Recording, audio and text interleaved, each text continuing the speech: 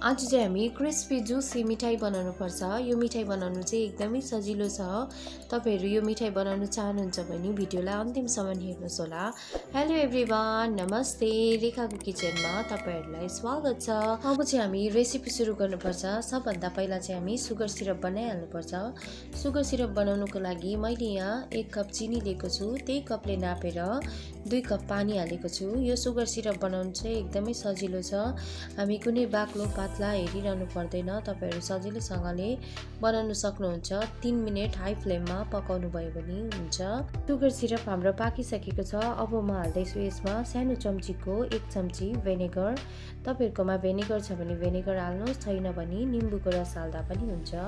मैले चाहिँ यहाँ 1 चम्ची फुड कलर हालेको छु। फुड कलर अप्सनल हो, तपाईहरु हाल्दा पनि हुन्छ, नहाल्दा पनि हुन्छ।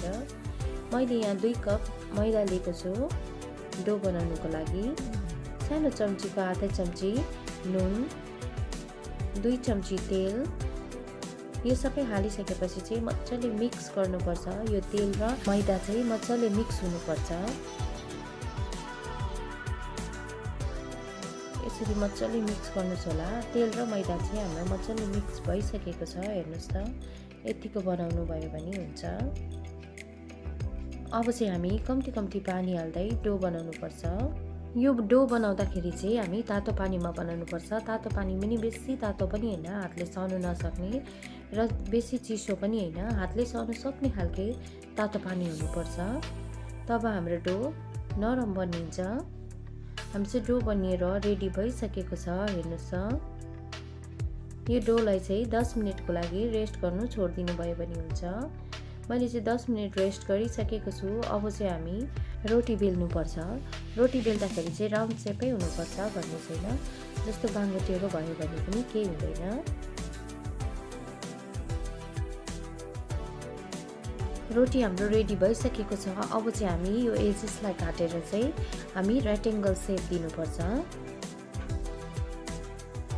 रेक्टेंगल सेपमा काटिसकेपछि चाहिँ अब चाहिँ हामी यो बीचबाट चाहिँ सानो लाइनमा काट्नुपर्छ। काट्दाखेरि चाहिँ यो कुरा ध्यानमा राख्नुहोस् होला कि तल्लो लाइन र माथिल्लो लाइन चाहिँ काट्नु हुँदैन। हामी बीचको लाइनमा चाहिँ काट्नुपर्छ। यसरी बिस्तारै बिस्तारै काट्नुभयो भने हुन्छ। तलको लाइन र माथिको लाइन चाहिँ काटिनु हुँदैन।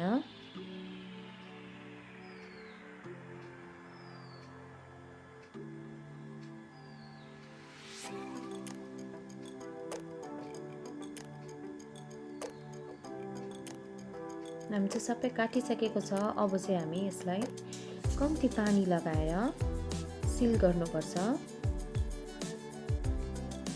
बेसी पानी पनि लाउनु हुँदैन, पुरा गिलो हुन्छ। कम्ती पानी लगाएर सिल गर्नुपर्छ। एकपल्ट फोल्ड भइसकेको छ। अब हामी फेरि अर्को पल्ट पनि फोल्ड गर्नुपर्छ। टोटल हामी 2 पल्ट फोल्ड गर्नुपर्छ यसरी। अब चाहिँ हामी कम्ती यसरी हल्का हातले यसरी स्ट्रेच गर्नुपर्छ।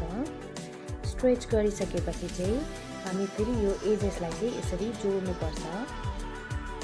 हेर्नुहोस् त, अब फेरि टर्न गरेर सेम प्रोसेस यसरी अर्को साइड यसरी नै सिल गर्नुपर्छ।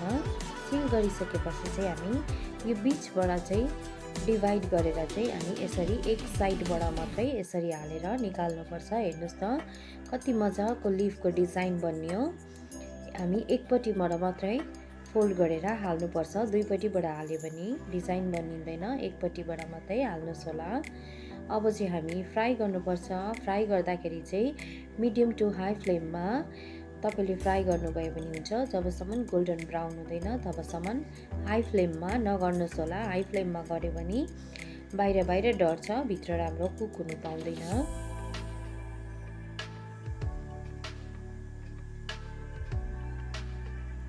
तपाईहरु बेला बेला यसरी पल्टाउँदै चेक पनि गर्न सक्नुहुन्छ कतिको कलर आउँदैछ भनेर।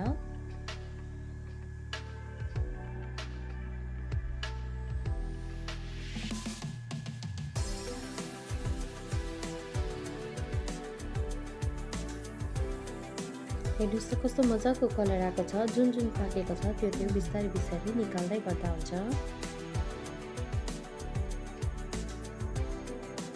अब चाहिँ हामी सुगर सिरपमा डिप गर्नुपर्छ। सुगर सिरपमा डिप गर्दाखेरि चाहिँ सुगर सिरप चाहिँ हाम्रो तातो हुनुपर्छ।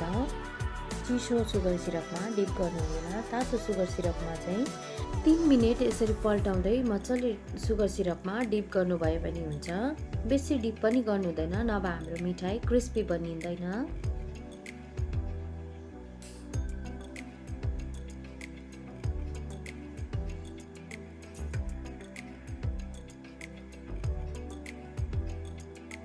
तपाईहरुलाई यो पत्ताको डिजाइनको मिठाईको रेसिपी कस्तो लाग्यो प्लिज कमेन्ट गर्नुहोस् होला। यदि राम्रो लाग्यो भने फ्रेन्ड्स अनि फ्यामिलीहरुसँग शेयर गरिदिनुहोस् होला। यदि तपाईहरु मेरो च्यानलमा फर्स्ट टाइम हेर्नु हुँदैछ भने प्लिज मेरो च्यानललाई सब्स्क्राइब गरेर बेल आइकनको घण्टीलाई दबाउनु नबिर्सिनुहोस् होला। तपाईहरुलाई मेरो रेसिपी कस्तो लाग्छ तपाईहरु आफ्नो फिडब्याक दिन सक्नुहुन्छ। यदि तपाईहरुकोमा कुनै रेसिपीहरुको के आइडिया छ भने तपाईहरु मसँग शेयर पनि गर्न सक्नुहुन्छ। एकदम मिठो मिठो रेसिपी तपाईहरुसँग लिएर आउने छु। तबसम्मको लागि बाइ बाइ, टेक केयर।